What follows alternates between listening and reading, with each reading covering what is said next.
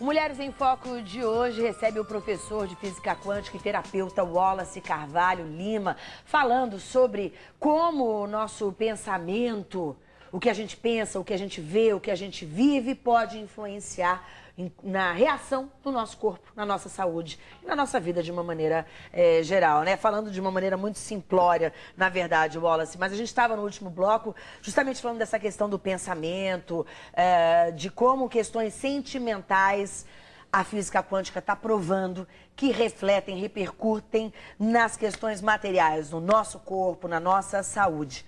Uma máxima que existe é que ódio, rancor, tristeza dão câncer. Isso é verdade? Isso é verdade. Já tem trabalhos científicos que comprovam isso. A relação do ódio, por exemplo, é uma emoção que afeta o fígado, a tristeza, né, afeta o coração e está associado também a câncer de mama. Então, existem diagnósticos já contundentes em relação a isso. Inclusive, tem um trabalho científico chamado a Síndrome da Segunda-feira. Não sei se vocês já ouviram falar. Que diz que na segunda-feira é o dia que as pessoas morrem mais de ataque cardíaco. Né? E aí foram fazer uma investigação. Exatamente, a segunda-feira é o dia que muitas pessoas insatisfeitas com o ambiente de trabalho, após um final de semana prolongado, após um feriado, após as férias, ele volta para um ambiente, né, de estresse, onde ele não é feliz ali, e isso faz com que o seu sistema imunológico caia. Não só as pessoas morrem mais na segunda-feira, como adoecem mais na segunda-feira. Né? E isso há uma relação, né, com a medicina mente e corpo, que é exatamente essa questão de você... Né, se você não está bem internamente, se você vai para um ambiente que não te faz bem, né, o teu sistema imunológico baixa e você fica suscetível a adoecer.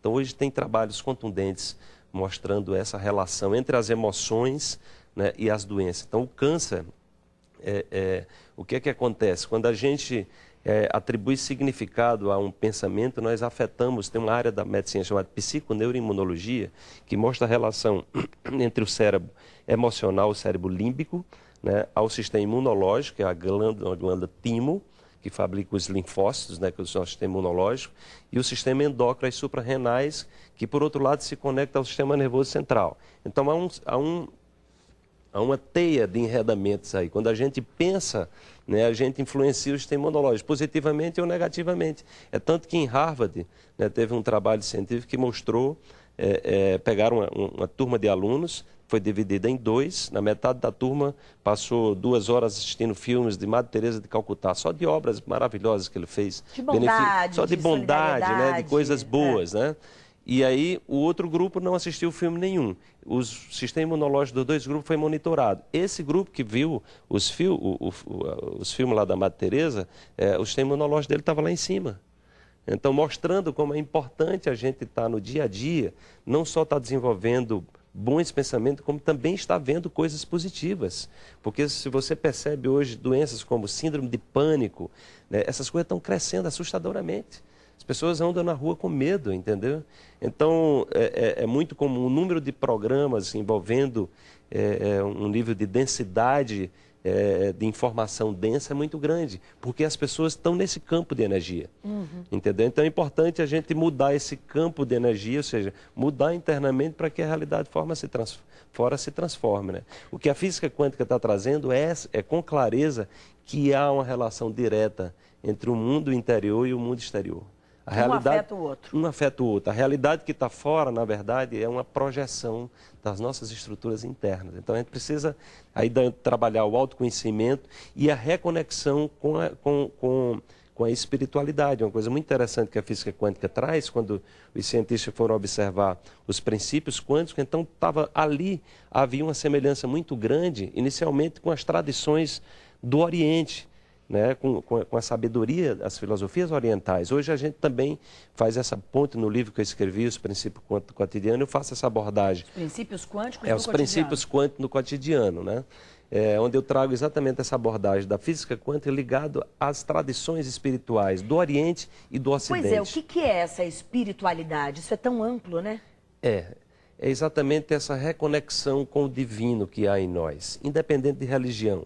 Quando a gente fala em espiritualidade, necessariamente não precisa falar de religião, né? Porque às vezes você pega um índio que nunca foi para uma igreja e ele tem uma relação de respeito com a natureza. né? Ele tem uma relação de respeito consigo mesmo, né?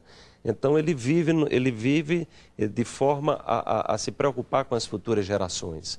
O que acontece é que na civilização, principalmente ocidental, é que a gente perdeu essa conexão com a natureza e vive como se o mundo, que se a gente não fosse ter filho, que fosse viver ali, que não tivéssemos netos, né? Então é esse cuidado, né, essa reconexão com o planeta, né, que nos dá uma visão de espiritualidade independente de religião. E a física quântica traz isso, ou seja, nós estamos conectados a tudo e a todos, né, através do nosso pensamento, através da nossa fala, né, e se a gente se melhora enquanto ser humano, a gente se transforma e transforma o mundo. Transforma o mundo, sem dúvida alguma. É o que, não é à toa que dizem, né, que a mudança começa de dentro. Isso. Wallace, deixa eu tirar uma curiosidade. O seu nome é Wallace Lima, com 2 I's e 2 A's. 2 A's, é. Isso foi numerologia? Isso foi um estudo cabalístico, né? Um estudioso lá de Florianópolis, né?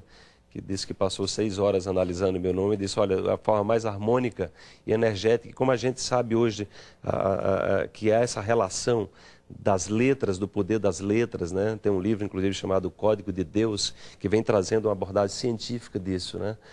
Ou seja, o alfabeto hebraico, ele tem uma vibração do ponto de vista quântico que é capaz de afetar, né, as frequências intracelulares. Você pensando assim, uma coisa que não tem nada a ver com o hebraico, mas me fez lembrar os mantras que você fica, repete, né?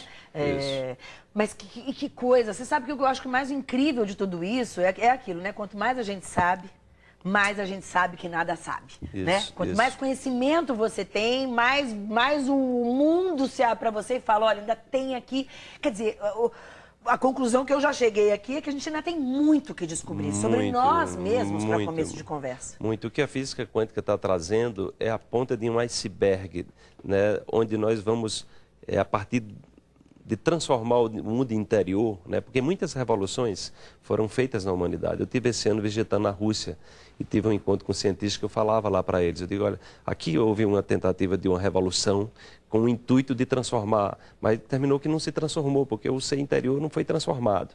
Entendeu? As revoluções no final deram com os burros na água. Porque as pessoas, o ser humano não mudou. O ser humano não mudou. Diante do poder, você termina repetindo os mesmos padrões. Então, a revolução, e a física quântica traz isso como uma base científica forte, é que, na verdade, essa revolução da transformação do mundo interior, ela tem que ser voltada para o interior. Né? Ou seja, transforma o mundo interior, que o mundo exterior se transforma. Então, esse é o caminho apontado, né? Vamos para mais um intervalo, a gente volta já já.